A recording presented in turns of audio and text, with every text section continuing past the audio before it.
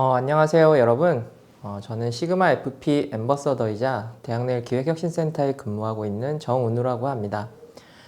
제가 오늘 여러분들한테 들려드릴 이야기는 단순히 그냥 카메라 사용법이나 이런 것들이 아니라 제가 평소에 컨퍼런스나 프레젠테이션을 할 때 자료에서 이미지를 어떻게 사용하는 게 가장 효과적인지 이런 이야기를 좀 들려드리고 싶어서, 그리고 필요하다면 시그마 FP의 기능을 어떻게 활용하면 좋은지에 대해서도 간략하게 설명드리려고 자료를 준비를 했습니다. 저는 앞서 소개드렸던 것처럼 대학내일이라는 곳에서 다양한 형태의 컨퍼런스와 프레젠테이션을 진행을 하고 있습니다. 제가 왜 이 주제를 가지고 워크샵을 진행을 해야겠다라고 생각을 했는지 먼저 말씀을 좀 드려야 될 것 같아요. 사실 프레젠테이션을 하다 보면 다양한 형태의 슬라이드 이미지들을 많이 사용을 하게 됩니다. 주로 이제 이런 셔터스톡 이미지들이나 아니면 이런 외국인들의 이미지가 너무 좀 부자연스럽다라는 이유로 최근에는 이제 이런 국내의 크라우드 사진 사이트들도 많이 생겼습니다. 하지만 문제는 내가 하고 싶은 이야기와 완전히 제대로 핏된 어떤 사진, 이미지 이런 것들을 찾기가 굉장히 어렵더라라는 것이죠. 그래서 제가 고민 끝에 내린 결론은 그냥 이런 이미지들을 구매할 것이 아니라 내가 좀 활동성 높은 카메라를 들고 직접 촬영을 해야겠다라는 생각들을 좀 하게 됐습니다. 이어지는 그 형태에서도 말씀드리겠지만 내가 하고자 하는 이야기와 그리고 지금 무대에서 보이는 이 사진이 정확하게 핏되는 것은 고객들이나 혹은 청중들한테 전달되는 게 굉장히 다르다라는 것들을 먼저 미리 말씀을 드리고 싶습니다. 흔히 우리가 프레젠테이션을 한다, 컨퍼런스를 한다라고 했을 때 어떤 형태로든 PPT로 슬라이드를 만드시잖아요. 그러면 이제 슬라이드를 예쁘게 만드는 것이다 라고 생각하시는 분들이 굉장히 많습니다. 그래서 예쁜 템플릿을 찾고 예쁜 이미지를 찾고 이러는 경우가 굉장히 많은데, 사실 슬라이드를 예쁘게 만드는 건 그다지 중요한 게 아닙니다. 제가 하나의 사례를 하나 말씀을 드릴게요. 왜 우리가 슬라이드를 만들고 발표 자료는 어떻게 만들어야 되느냐에 대해서, 이미지가 왜 중요한지에 대한 이야기를 좀 들려드리려고 하는데요.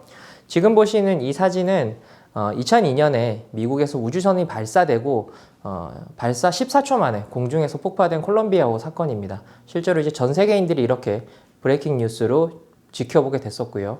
그리고 발사 14초 만에 그 안에 탑승하고 있던 지금 보시는 7명의 우주 승무원들이 사망하게 되는 사건이 있었습니다.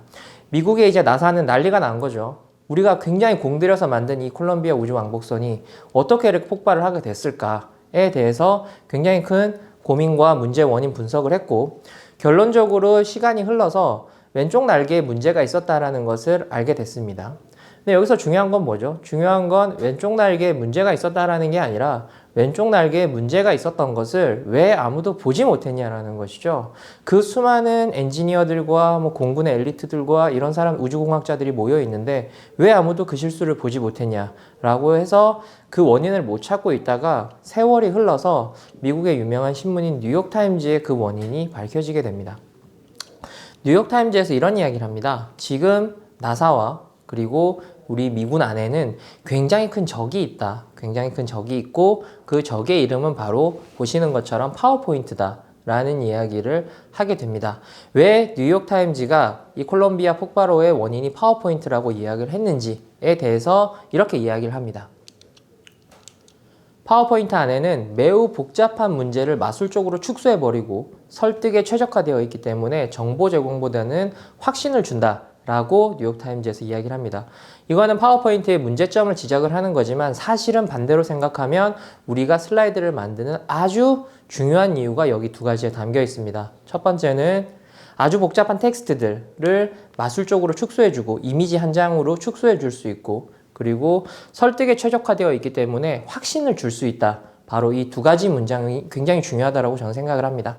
제가 오늘 여러분들에게 들려드릴 이 짧은 이야기도 사실은 이 두 가지에 관련된 것이라고 보시면 되겠습니다. 그래서 예쁘게 만들거나 혹은 화려하게 만드는 게 중요한 게 아니라 어떻게 이미지를 적절히 사용을 해서 내가 가장 효과적으로 나의 의사를 상대방에게 전달하는 프레젠테이션을 할 것인가에 대한 이야기라고 이해해 주시면 될 것 같습니다. 가령 이런 겁니다. 우리가 신제품이 나왔는데 어떤 노트북이 나왔습니다. 아주 얇은 노트북이 나왔나 봐요. 이 얇은 노트북은 소니의 어떤 노트북보다 훨씬 얇다라고 텍스트로 설명을 할 수 있겠죠. 광고 문구에.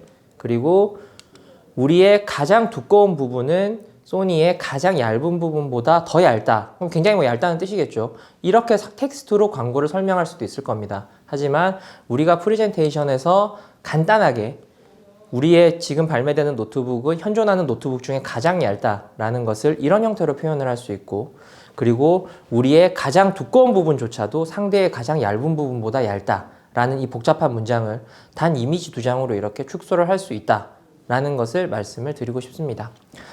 이게 뭐 아시는 분은 아시겠지만 바로 그 굉장히 유명한 맥북 에어가 처음 출시될 때 스티브 잡스가 했던 프레젠테이션입니다. 이미지를 사용한다라는 건 바로 여기에 복무한다라는 걸로 이해를 해주시면 될 것 같습니다. 물론 이런 형태로 글자가 장황한 형태의 프레젠테이션이나 슬라이드를 만들지 말라는 게 아닙니다. 이렇게 할 수 있죠. 이렇게 만들 수 있지만 모든 슬라이드가 이런 식으로 구성이 되어 있으면 저 사람이 어떤 말에 힘이 실리고 어떤 이야기를 나한테 하고 싶은지 뒤에 가면 굉장히 지겨워질 수 있다라는 이야기를 말씀드리고 싶은 겁니다. 이건 제가 실제로 이미지와 핏된 이야기들이 어떻게 조화롭게 이루어지느냐가 제가 실제 사용했던 슬라이드를 통해서 말씀을 드리고자 하는 건데요. 청년 문제와 관련돼서 발표를 해야 되는 시간이었습니다. 청년 문제와 관련돼서 발표를 해야 되는 시간이었는데 가령 청년 기본법이 통과되기 전에 대한민국에 한 1800개 정도 되는 법률 중에 청년과 관련된 법률이 몇 개 정도 있었냐에 대해서 좀 더 앞에 있는 청중들에게 극적으로 보여주기 위해서 이 1이라는 숫자를 강조했는데 뒤에는 조금 너무 우울하지도 않으면서 하지만 너무 밝지도 않은 어떤 청년의 이미지가 들어갔으면 좋겠다라는 생각을 좀 했었어요. 근데 스톡 이미지나 이런 데서는 대부분 보면은 너무 밝은 청년들이나 아니면 곧 죽을 것 같은 청년들의 모습들만 너무 많더라라는 것이죠. 그래서 실제 저희 인턴 친구를 데리고 나가서 근처 카페에서 촬영했던 사진입니다. 이런 것도 있습니다. 가령 전통차와 관련된 프로모션을 홍보하는 슬라이드를 만든다, 이런 것들을 발표한다라고 했을 때 이미지를 이렇게 전통차가 전혀 연상되지 않는 티백의 이미지를 쓰는 것보다 실제로 똑같은 텍스트를 썼을 뿐인데 전통차가 연상되는 이미지를 하나 시원하게 쓰는 것만으로도 고객이 똑같은 내용, 청중이 똑같은 내용을 받아들이는 것에 완전히 다른 형태로 우리가 받아들일 수 있다는 것을 알 수가 있습니다. 결론적으로 말씀드리면 프레젠테이션이라는 것은 슬라이드를 예쁘고 화려하게 만드는 게 결코 아니다라는 것입니다. 실제로 우리가 프레젠테이션에서 이미지를 사용하는 이유는 가장 효과적으로 우리가 만든 발표 자료, 이런 것들을 전달하는 것이다 라고 이해를 해주시면 될 것 같습니다. 실제 지금 저 배달하시는 분 오토바이를 제가 이제 FP를 촬영을 해가지고 그 동체 추적이라 그러나요? 이게 굉장히 빨라서 저걸로 이제 촬영을 해서 실제 슬라이드에서 사용했던 경험이 있습니다. 무엇보다도 제가 지금부터 6가지 정도의 팁을 말씀을 드릴 텐데요. 이 스톡 이미지들은 내가 원하는 사진을 결코 주지 않습니다. 예를 들면 슬라이드를 구성을 할 때 텍스트가 들어갈 위치가 보장되는 이미지들이 필요한 경우가 굉장히 많죠. 근데 가령 슬라이드 같은 경우, 이미지 같은 경우에는 뭐 한쪽을 비워둔다거나 이런 이미지들이 많이 없습니다. 그리고 실제 저희가 발표 자료를 만들 때 해당 뭐 제품이 등장을 한다거나 이런 것들은 저희가 직접 촬영하는 수밖에 없죠. 그리고 실제로 저희가 이런 슬라이드를 구성을 했을 때 정성스럽게 작성해 준 게 굉장히 많이 느껴진다라는 이야기를 많이 들었었습니다. 제가 하나 사례로 좀 말씀드리고 싶은 것은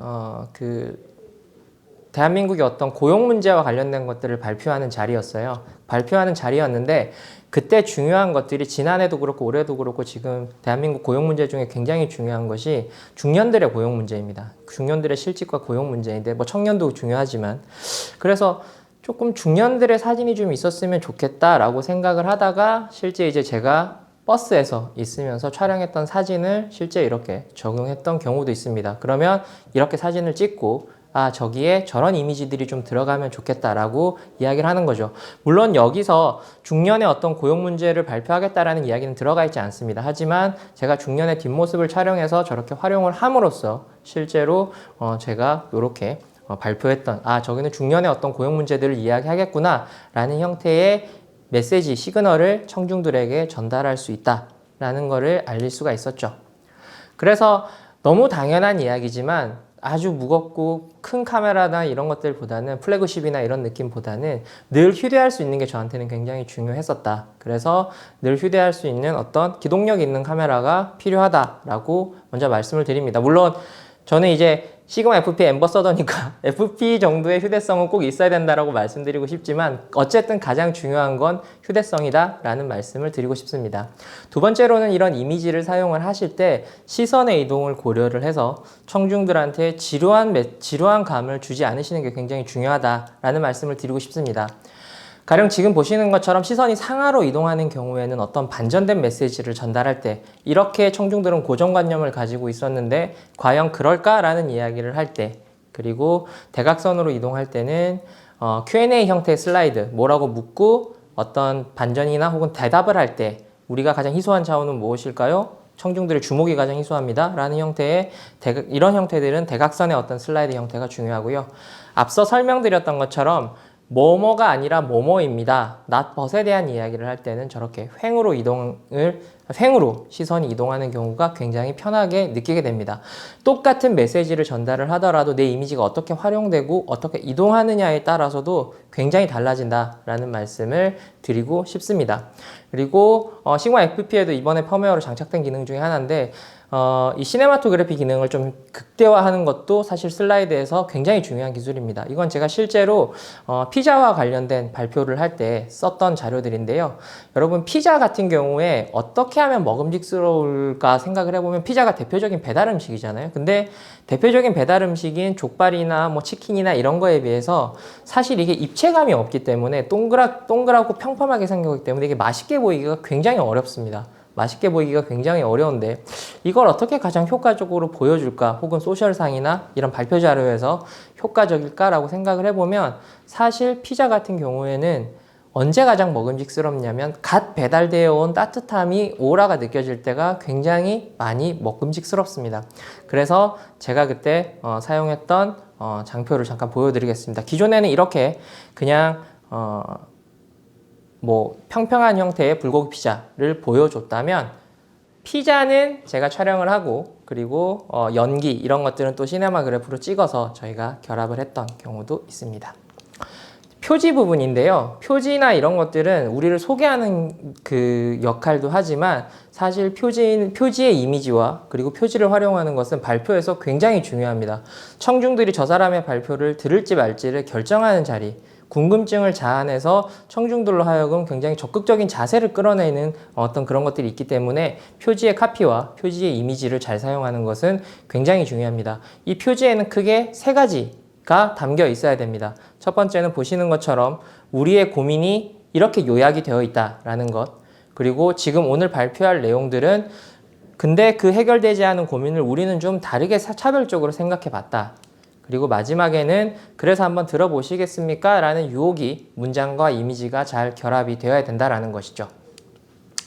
실제 숙취해 소재의 어떤 마케팅 발표 자료를 만들면서 제가 프레젠테이션에 사용했던 것들을 말씀드리면 먼저 앞서 설명드렸던 고민의 요약, 여기에는 이 숙취해 소재 같은 경우에는 즐거움이라는 메타포가 있었는데 사실 즐거움만 가지고 누군가가 뭘 마실까? 이 숙취해 소재를 마실까라는 고민들이 좀 있었습니다. 그렇다면 우리가 어떻게 할 것인지에 대한 제안을 다음과 같이 한번 담아봤습니다. 바로 보시는 것처럼 제가 편의점에서 직접 촬영을 해서 숙취해 소재를 과연 즐거움으로 선택할까에 대한 이야기를 다음과 같은 형태로 질문을 던지면 발표자들이 한번 들어보고는 쉽게 만들 수 있다는 것이죠. 이런 것 같은 경우에도 마찬가지입니다. 지금 보시면 알겠지만 이 모듈 화분이라는 것이 실내에서 어떤 미세먼지를 해결해주는 그런 화분입니다. 단순히 그냥 이렇게 실내에서 이렇게 미세먼지를 해결해주는 화분을 이렇게 보여주기보다는 지금 보시는 것처럼 하나의 이미지를 쓰고 합성해서 쓰고 여기에 미세먼지 마스크를 집에서도 쓰고 있을 수는 없잖아요 라는 형태의 질문을 던짐으로 해서 그러면 집에서 마스크를 쓰지 않을 땐 우리는 어떻게 해야 될까에 대한 질문을 던지면서 이어지는 내용은 집에서 뭔가 공기정화를 할 수 있는 방법에 대한 것들이 나오겠구나 라고 사람들에게 인지를 시킬 수 있다 라는 것이죠. 다섯 번째로 폰트에 관한 부분입니다. 폰트는 어디에 어떻게 쓰이느냐에 따라서 굉장히 다른 형태로 보여지게 되는데요. 지금 보시는 것처럼 본죽, 길 가다가 많이 보시는 폰트입니다. 근데 이런 폰트가 공포영화에 사용되거나 이러면은 전혀 다른 형태로 다가올 수 있다라는 것이죠. 폰트를 어디에 어떻게 쓰느냐, 이미지와 잘 매칭되는 것으로 쓰느냐에 따라서 완전히 달라진다라는 것입니다. 흔히 예를 들어서 누군가의 어떤 대화체 같은 것들을 쓸 때 뭐 이런 형태로 무료로 배포되는 형태 폰트를 저는 많이 사용을 하는데요. 이 폰트에 대해서 말씀을 드리면 여기서는 실제로 마포 에민체라는 지자체에서 실제로 만든 폰트를 제공을 합니다. 이 사진 같은 경우에는 실제 코로나가 있고 파견된 의료진들 중에 60% 이상이 청년이었다라는 것들을 말하기 위해서 저희가 만들었던 슬라이드였는데요. 지금 보시면 알겠지만 이 청년이 직접 했던 이야기 같은 경우에는 이런 형태의 조금 기존의 어떤 딱딱한 고딕체들과는 차별화되는 형태의 폰트를 한번 같이 사용해 보는 것도 도움이 될 것 같습니다. 제가 실제로 이 사용한 폰트는 지금 화면에 보시는 것처럼 마포 에민체라는 것을 사용을 했었는데요. 제가 이걸 사용했던 이유도 마포구에서 청년들을 위해서 직접 만든 청년 디자이너들이 직접 만든 폰트였기 때문에 이런 이야기들을 담았던 것도 있습니다. 자, 그리고 이미지와 어울리는 아이콘을 사용하는 것도 좋은 발표 요령이 될 수 있습니다. 앞서 이어지는 슬라이드라고 할 수 있는데요. 코로나로 인해서 의료진들이 방전되고 있다. 가장 힘든 사람들이 바로 의료진들이다 라고 의료진들이 힘들어하는 모습과 더불어서 이렇게 장황한 텍스트를 설명을 하는 경우도 있겠지만 이미지와 어울리는 아이콘을 사용하기 위해서 그냥 한 번에 이런 형태의 아이콘 하나만 사용하는 것만으로도 지금 의료진이 거의 방전 상태에 이르렀구나 라는 것들을 그대로 전달을 더 효과적으로 할 수 있다라는 것이죠. 이건 실제로 이제 이런 어울린 아이콘들을 다운로드 받을 수 있는 사이트는 더눈 프로젝트라고 해서 비상업적인 용도로만 사용한다면 얼마든지 무료로 다운받을 수 있는 사이트가 있기 때문에 다운받으셔서 사용을 하시면 될 것 같습니다. 제가 끝으로 이런 이야기를 좀 드려보고 싶습니다. 지금 보시면 알겠지만, 요거는 어떤 학생들이 수업 시간에 뭔가를 배웠어요. 교사로부터 뭔가를 배우고, 과연, 너희들이 좀 비주얼로 이걸 한번 표현해봐라. 소위 말하는 비주얼 싱킹이죠. 이 비주얼 싱킹으로 뭔가를 한번 표현해봐라고 했을 때, 아이들이 자기가 배운 것을 이 유튜브의 재생 버튼과 일시정지 버튼과 멈춤 버튼으로 표현한 화면입니다. 도대체 이 학생들은 지금 수업 시간에 무엇을 배웠길래 이걸 이렇게 표현을 했을까? 뭐 영상이니까 제가 묻고 제가 답변하자면 바로 이 학생들은 수업 시간에 화산에 대해서 배운 거죠. 화산에 대해서 배워서 활화산과 휴화산과 사화산을 이렇게 유튜브 버튼으로 표현을 했습니다. 제가 말씀드리고 싶은 건 우리는 어떤 정보를 입수를 할 때 텍스트나 뭐 귀로 듣는 말이나 이런 것들이 다양하게 있지만 사실 대부분의 정보는 80%는 눈으로 처리를 합니다. 그래서 우리가 최근에야 뭐 인포그래픽이니 모션 그래픽이니 이런 것들이 유행을 한다라고 하지만 사실 아주 오래전부터 이런 형태의 간결한 비주얼이나 이미지 전달은 다양한 형태로 인간들이 발전을 시켜왔습니다. 그래서 프레젠테이션이나 어떤 발표 자료를 준비하시는 분들은 본인만의 이미지와 그리고 여기에 걸맞는 형태의 전달을 하는 노하우를 익히시는 게 굉장히 중요할 것이다 라는 말씀을 드리면서 오늘 발표를 마치도록 하겠습니다. 고맙습니다.